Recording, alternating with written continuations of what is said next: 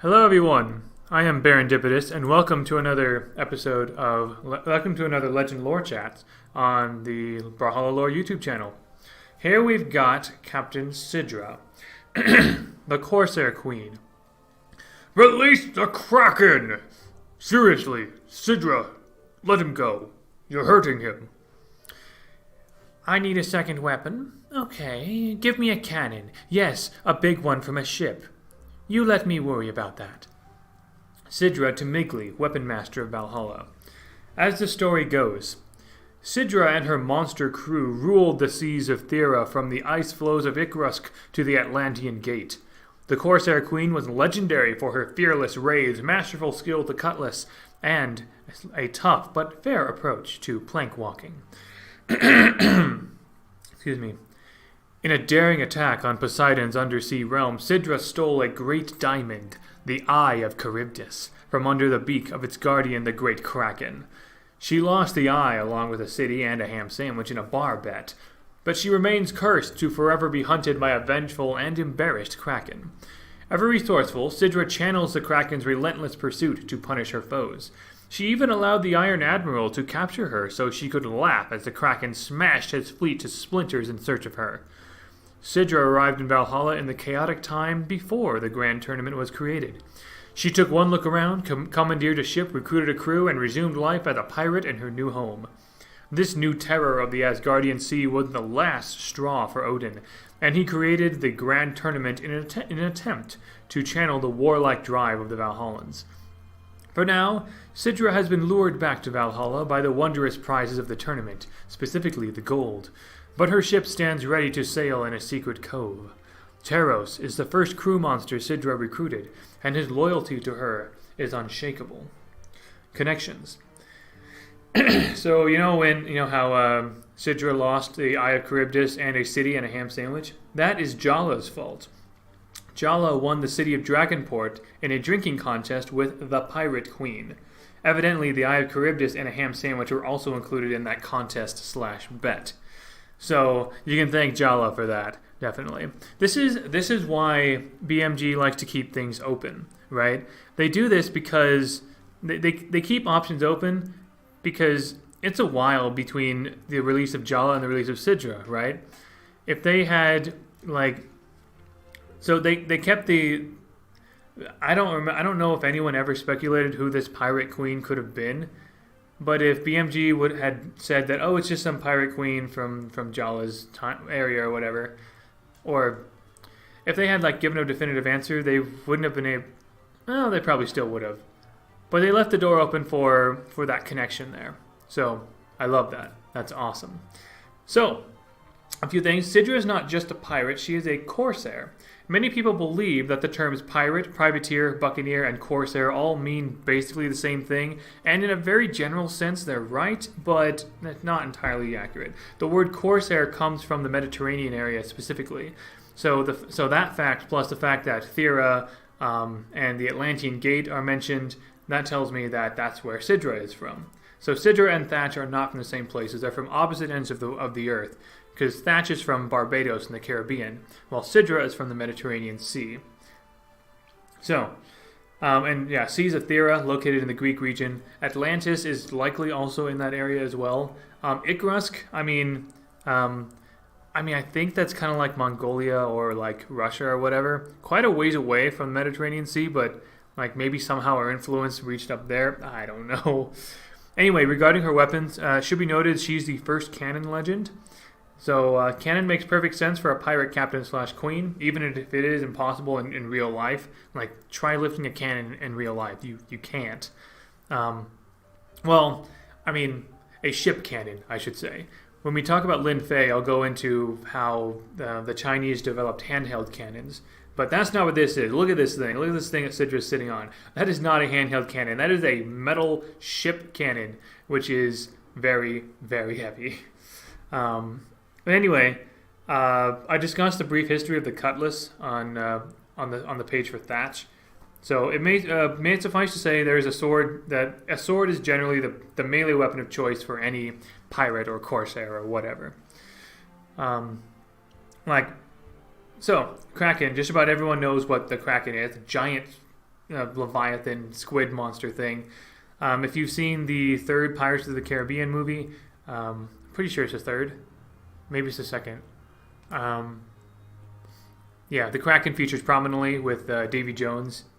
Um, Maybe it is the second one. I can't remember. No, Dead Man's Chest. Yeah, probably the second one, I think. Or third. I don't know. They kind of blur in my mind. Poseidon is Greek god of the sea. So we heard about Apollo in Jala's lore, and now we have Poseidon. So yes, the Greek pantheon is a thing, if Nyx's lore wasn't already proof of that.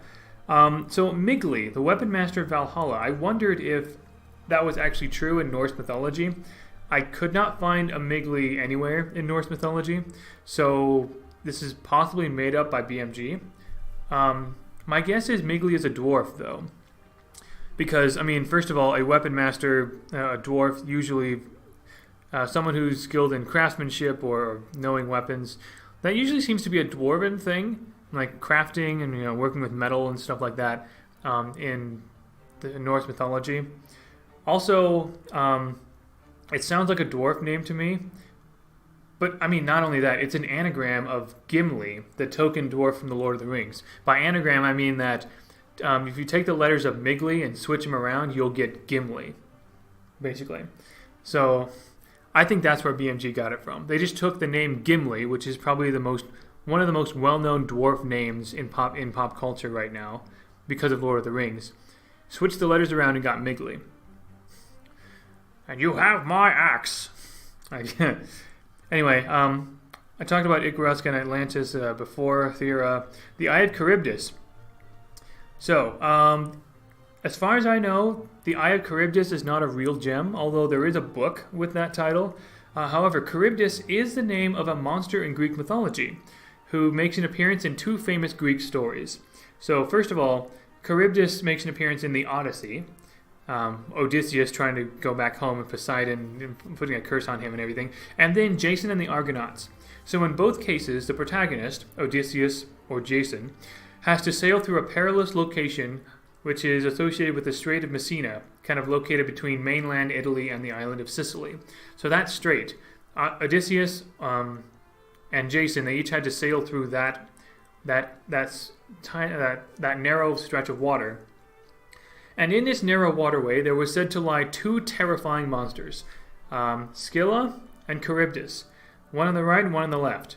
Scylla is a six-headed sea serpent, while Charybdis is an undersea monster who swallows and belches water, causing an enormous whirlpool. Sometimes Charybdis is just described as a huge whirlpool that eats ships, basically.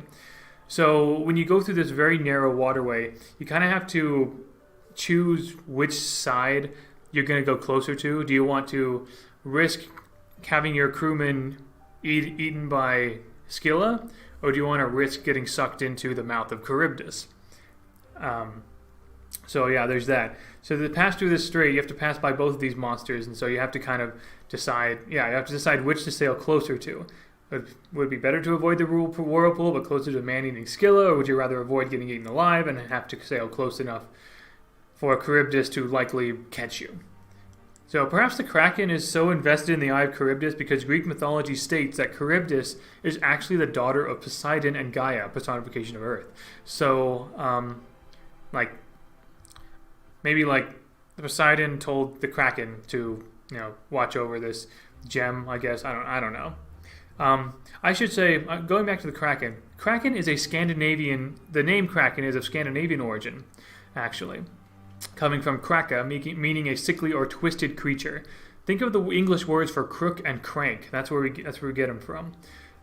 Modern German kraka means octopus, but can also mean the legendary monster we call the Kraken. Most researchers believe the legend of the Kraken comes from Icelandic texts, but the popularity of the legend grew exponentially in the 18th century. Modern depictions reveal it to be either a colossal octopus or a giant squid large enough to wrap its tentacles around an entire ship and break it apart. Although a lot of Sidra's lore is connected to Greek mythology, Charybdis, Thera, Poseidon, and all that, there is no Greek origin for the Kraken that I was able to find. But I mean, it still makes a lot of sense. Sea monsters, that kind of thing. If any of you have seen the Disney movie Atlantis, there's Milo talks about the legend of a Leviathan that guards Atlantis. So it's maybe that could be related to the legend of the Kraken as well. So there's that. The Iron Admiral is mentioned here. I'm not entirely sure who that could possibly be.